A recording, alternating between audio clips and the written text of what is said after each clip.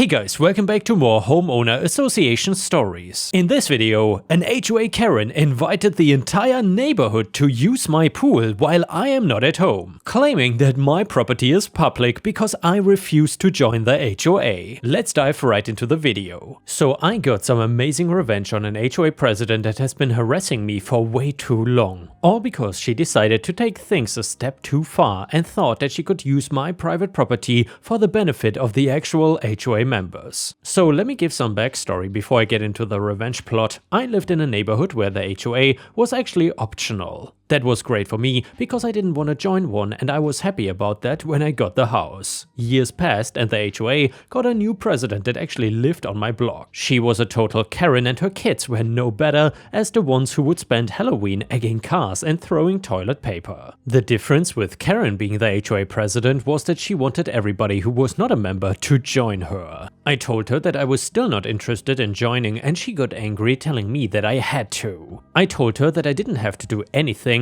Karen loved to try and outdo everybody else by getting things that were bigger and better, like if her neighbor got a new car, she would have to have an even more expensive new one. Crap like that nobody but her even cares about. Her personality sucked, so nobody really liked her or invited her to anything, and when somebody did end up having a get-together, like my neighbor Jay having a big Super Bowl party one year and inviting almost everybody on the block aside from Karen's family. I had a pool, and that was something she could not outdo because HOA members were not allowed to have pools. I knew she was angry about that, and possibly one of the reasons she bothered me to join so badly, so she could force me to get rid of the pool since it was not allowed in her mind. Instead, she decided that it would be a smart idea to decide that my pool was HOA property basically, and that any of the HOA members were allowed to go into my backyard and use it. I did not know until I had to explain to some people that it was private property, and I put up a sign. I did not really have any issues with 95% of the people that were told they could use my pool understanding that their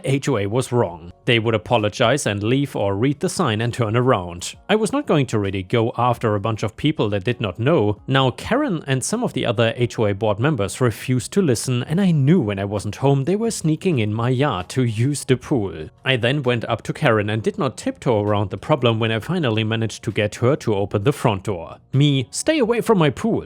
Karen, that pool is for the HOA members. Me, I don't care what your deluded mind decided, but just because you say something does not mean it is law. It is my private pool and you need to stay away from it. She seemed to agree to stay away, but I had a bad feeling about it and felt like this was not going to be the end of things, and it wasn't. I then went away for 2 weeks on vacation, and before I left I decided to install cameras because I was still worried about Karen potentially sneaking into my pool or something. I was gone for a week, and on day 4 I got a call from my neighbor Jay letting me know that he saw a ton of people going into my backyard and using the pool. I asked him if he could take some photos and tried to ask somebody if they knew what was going on for me. He really is a great guy and reported back later that the HOA had taken down my sign and started to tell people that I had moved, and the HOA now owned the property and the pool. Jay was able to explain to most people that the HOA was lying and I was going to come back. He even added a nice touch, saying that he took pictures and anybody that did not leave the pool I was going to have arrested for trespassing. That got most people cleared out aside from the HOA problem people. He asked me if I wanted him to call the police, but I had a better idea and told him I would handle things when I got back. I also thanked him and made a note to bring him back a little present from my trip as a thank you. We need less Karens and more Jays in the world. Anyway, I got back home and had all the security footage showing the HOA board people and their families showing up multiple days that I was gone. I decided not to announce that I was back home since my flight was back early and it was only like 6 AM when I actually got back to the house. So in my garage I have chlorine for the pool. I dragged it out and put all of it inside the pool.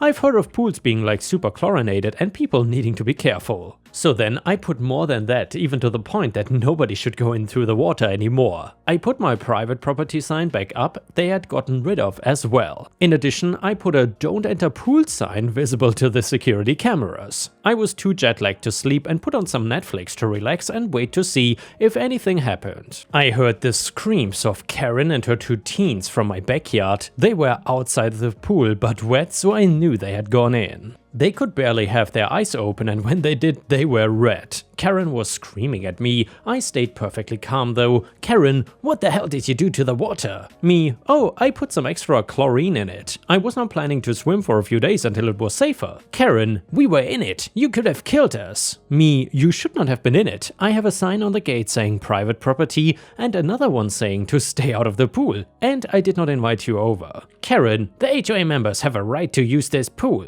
Me, they don't actually, and we had a whole conversation about it already. What I recommend is letting everybody know that this is not a public pool. Otherwise, they might end up complaining and blaming you for any problems. There's no lifeguard here, so if somebody drowns, that's going to actually be the fault of the HOA. Karen, I'm gonna sue you for trying to kill me and my kids. Me, you have the right to do that. But I have the right to sue the HOA back for trying to steal my property. Plus multiple trespassing charges on everybody that showed up at one point or another, since I have it all on tape. She then left and didn't press charges due to my threat of countersuing the HOA and basically destroying them. I did not want to do that because I had no idea if I would also get in trouble for my revenge, and I didn't want to risk it. I felt the minor damage I caused from the chlorine and the fact that she was now leaving me alone was enough of a win. Nobody has tried to come in my pool without an invitation since then, and Karen has been actively avoiding me, which is great. Moral of the story is, don't swim in pools that belong to other people. Also, if you want to be a good neighbor, don't act like Karen and instead be like Jay. And yeah guys, I'm curious, if you ever had any neighbors that trespassed on your property, how did you handle the situation? Let us know in the comments, and while you're at it, please don't forget to subscribe to the channel because that would help me tremendously. Thank you so much in advance. The next one is a malicious compliance story, and it starts like this. So I used to work as a driver for a freight company. So we used to handle awkward sized items that no other couriers would touch. We delivered everything from coffins to tractor parts. We also had to collect things from our customers for delivery the next day. This company had a mixture of contractors and permanent drivers. I was a relief driver. I knew most of the routes, so I covered holidays or sickness. The management of the depot consisted of a delivery manager and a collection manager. These two people did not quite see eye to eye, as sometimes getting the stuff delivered conflicted with getting stuff collected. And their targets reflected failures in a bad way. This particular day, I had to cover a contractor's route. I did not know the route, so as we had to load our trucks, this took a little longer than usual. I had around 45 deliveries that day, which is high for this predominantly rural route, and I asked my manager, the delivery manager, if he knew the route. He replied that he did and ordered my route for me. So I was good to go, albeit a bit late. I did say that with the volume I had, I may struggle, and I asked him to keep an eye out for me, and he said okay. I got to near midday and realized that I was not gonna be able to complete all the deliveries, and the collections wouldn't get done either. I also noted that one of the collections was off route and the contractor had a vehicle in that area anyway. I called in and spoke to my manager, delivery, and told him that he had a choice of collections or deliveries. I also asked why the contractor could not cover the off-route collection. I was told to call back later and he'll see if can sort something out. He also said that the off-route collection would have to be done too. I called back later and asked for help again. He said that there was no help available. So I gave him the option of deliveries or collections, as there wasn't time to do both. I'll get to the time a bit later. He categorically said both had to be done. The delivery manager went home, so I called in again and got the collection manager. She reiterated that there was no help at all, so either I failed the deliveries or failed the collections. If that happened, I would have been hauled into the office the next day. So cue the malicious compliance. I called into one of the collections and I asked what time they closed. 6:30 p.m. they said, so I said I'd be back later. I carried on with the deliveries, which took me further away from that collection. At the appropriate time I stopped delivering and drove to the collection. I then collect 2 small parcels and that was all. I then drove back to where I had stopped and carried on delivering. This cost me about an hour. I finished my last delivery at 7:15 p.m. and I had a 45-minute drive back to my yard. As I was leaving the round, I got a frantic call from the collection manager. She was wondering where I was, and I told her what had happened and told her that I'd asked for help 4 times and was told I had to do everything allocated, so I did, and it wasn't my fault that it happened like this. Here is where the trouble really started. The company's trunking system is a fluid one. It depends on trucks leaving the depot at a certain time, and for our depot the cutoff time is 7:30 p.m. I wheeled in at just after 8 PM. There were 15 pissed off guys on overtime waiting for me to turn up and an articulated truck waiting for these 2 parcels. This wait caused the whole trunking system to be late the next day. My routing was discussed when I got back, as it was questionable at best when I told the collections manager that it was the delivery manager that organized it. There were angry emails between the delivery and collection managers, and I would imagine that the logistics team would have demanded an explanation too. Asses were definitely kicked. The next day no one said a word. I was not on that route, and going forward, well, for a little while, they either helped when I asked or didn't get me to do as much. Also, as I had exceeded legal driving time, they had to make sure I went home early for a few days, so a bit of a win there. The biggest trouble these guys had was that they always assumed that the drivers were after an easy day, and even when presented with the evidence assumed that you were still trying to be fly. This time it bit them badly. And the next one is another malicious compliance story. However, please let me know in the comments whether you enjoy r/malicious compliance or r/revenge, petty revenge, and so on more. I'm very curious about what you have to say. In my first job, I worked in IT as an access and permissions administrator at a large company with significant technological debt. The environment included custom software dating back to the Windows 9X and even DOS area. Initially, the work was quite tedious, involving a lot of back and forth communication between multiple departments. We had to ensure that each employee had the necessary training and documentation to access data in the scope requested by their manager. Additionally, we needed approval from the manager of the department related to the system role in question. On top of that, the company's excessive paper-only bureaucratic workflow made the work go at a snail's pace. A single SAP account for a blue-collar worker required at least 3 forms signed by different people. The heads of departments responsible for signing those papers did not feel any urgency to send them to us quickly.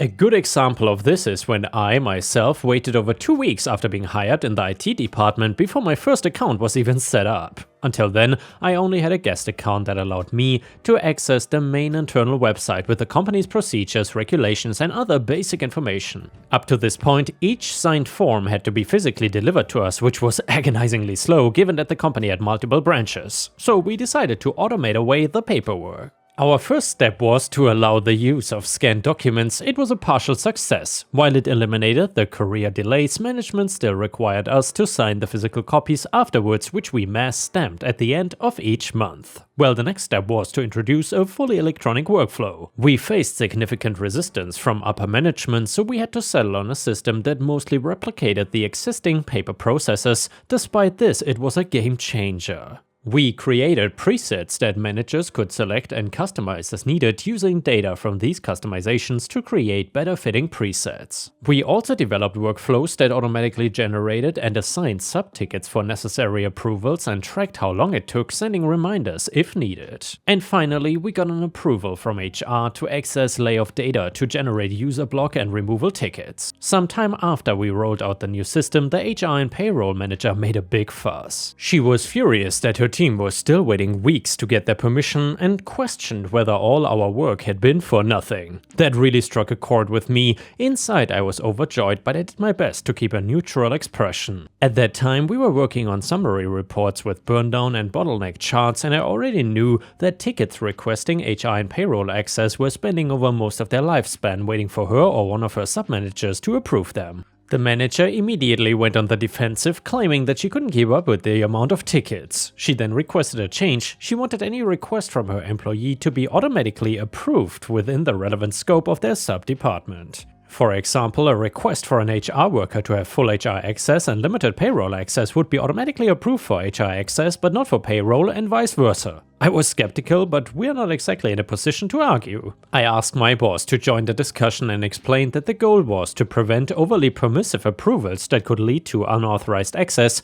I tried to convince her to brainstorm together potential edge cases before making a blanket approval, but she was already set on her decision and was not interested in discussing details. My boss shrugged and said it would be her responsibility. He told her to write up an official document outlining the change, and we would proceed with the implementation. The only request we had was to include a line that each such request would still be created, assigned to as normal and marked as automatically approved by name of the main HR and payroll manager, decision. I uploaded the scan into our system and, anticipating that it would eventually backfire, made a photocopy to keep it handy in the top drawer of my desk. The original copy went to the archive. A few weeks later, she stormed into our room. The speed with which she flung open the door made it clear that she was furious. She demanded to know why we had granted full access to payroll data to her subordinate. I think it was the only time I ever heard anyone yell in the company. I calmly reminded her of her request to automatically approve in-department access requests. She was not having it though, explaining that one of her low-ranking subordinates from the payroll sub-department had accessed the salaries of everyone in their department, including managers, and was unhappy with the paycheck disparity. Isn't that obvious that they shouldn't be able to do that? Well, yeah, to a human, but that decision was automated away by your request. I handed her a copy of the document she had signed, which instructed us to automatically approve any and all such tickets without exception.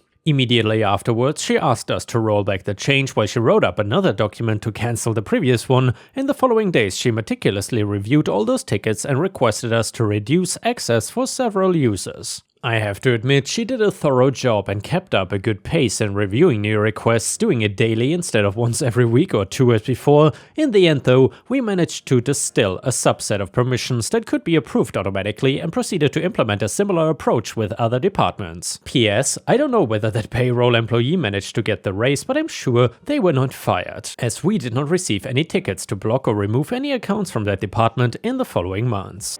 The next one is titled Ice Cold Revenge. This is a story from my parents about my great-grandmother. She passed well before my birth, but lives on mainly through this story and other small anecdotes. She was my father's maternal grandma, so not much has been shared about her, but this story is my favorite. The cast is Maria, my great-grandmother, Julia, my great-aunt, and Richard, the neighbor. So, it is a cold, snowy day in New York City in either the mid-late 80s or the early 90s, pre-1995. Maria and Julia were shoveling the street in front of their apartment, clearing parking spots for not only their cars but also for Maria's husband, who was away at work. They spent a fair amount of time doing so due to the large amount of snow. As soon as they finished and put the shovel away, Richard drove up and immediately took the spot. The two of them went up to Richard to try and explain that they were shoveling the spot for the family member who would not be home until late. But Richard had none of it. He cursed them out and walked about a few feet to his apartment. Julia and Maria watched him go inside. Almost as soon as he got inside, Maria told Julia to get the shovel. They spent another hour or so shoveling in Richard's car, covering it completely with the snow they had cleared moments before. Once the car was very much covered, Maria took a kettle and poured hot water over the car, ensuring that the New York City freezing cold weather would turn the snow-covered car into a big block of ice. Richard did not leave the house until the next morning, when he had to go to work. He saw the car and immediately became enraged. Maria was at the window with a cup of coffee, smiling and waving to him when he turned towards her apartment. According to Maria, it took Richard at least 3 hours to get the car out. And she watched him the entire time with her good cup of coffee. And the next one is titled Karen is Insane. So, when I was around 6 years old, I lived with my family in a nice house in a small city in Poland. It was a quiet neighborhood on the outskirts of town and pretty much all the neighbors knew each other. There was no sidewalks around the part of the street I lived at, only one crappy sidewalk that started on the other side in front of my neighbor's house. It is important to remember that the sidewalk was very old and in bad shape. Still to this day, people are asking the city to fix it. This story is about that particular neighbor, Karen. She was an older lady. Everyone suspected that she really did not have anything better to do than gather gossip and disturb everyone trying to rule the street. Everyone was commenting that if you wanted to get the whole area to know something, you had to tell her that message as a secret. Whenever someone came to visit us, they usually parked their car in front of our property. But on bigger meetups like barbecues or parties, people would park in front of our closest neighbors' houses too. That never was a problem, no gates were obstructed and no one was disturbed. Well, almost. Because Karen hated when somebody parked in front of her house, she would always run out yelling about how we dare to park our filthy cars on her precious sidewalk. And meanwhile, my mother is not someone that lets someone yell at her. She had many discussions with Karen about the laws and rules that stated that she does not own anything outside her fence, which means that the sidewalk is public and anyone can park on it as long as they leave enough space for a wheelchair to pass. However, that was not enough. Every time someone would come to us and park their car there, the yelling would start. Until one time when my mother's friend Tomek came for a coffee during winter. He is a local policeman and his specialty is road law. So my mother tells him about Karen and her behavior regarding the sidewalk. Tomek laughs since that thing was in such a bad shape that it can barely even be called a sidewalk. When he was leaving, he assured my mom that he would step by next day for a coffee on his lunch break. The next day comes by and I was playing with my brother in the snow. We see a black car pulling over in front of Karen's house, and as the driver gets out, Karen storms out of her house yelling, "Karen, you cannot park here. This is my sidewalk. Get your filthy car off my property." Well, there he was, Tomek with his full uniform, hat and all, turning around towards Karen as comically as he could. Excuse me? You tell me that I cannot park my car here? Karen, yes, but this is a sidewalk open to the public. Karen, yes, this is my sidewalk. So let me get this straight. This is your sidewalk? Yes. And you're the one responsible for taking care of it? Karen proudly, well, yes I am. That's why I don't allow anyone to park here. Oh, that's so nice that I found you. Since it is your sidewalk, you're responsible for clearing the snow from it to not create danger for the people walking on it. Since it was not plowed, I need to write you a fine for endangering public safety, he says as he pulls out his note block. Karen, but no other sidewalks are plowed. Oh, it doesn't matter. The other sidewalks belong to the city. The clearing crew is working on cleaning them. But since this sidewalk is yours, it is your responsibility. Karen, but I'm old. I cannot shovel the snow. Then you need to hire someone to do that. Of course, if this sidewalk happened to be of public property. Karen, yes, it is not mine. But a moment ago you were yelling at me that it was. So what is it? Is it yours or not? Because I don't know if I should fine you now. Karen, no, it is not mine. Alright, seems like we cleared that up. Now, if you ever harass anyone like you did with me, it could result in a fine. So I recommend you watching out on what you claim to be yours. And then he proceeded to cross the street and enjoy a coffee in our house. Karen never disturbed anyone for parking in front of her house again. She would only stare at people trying to burn holes in their skulls with her side.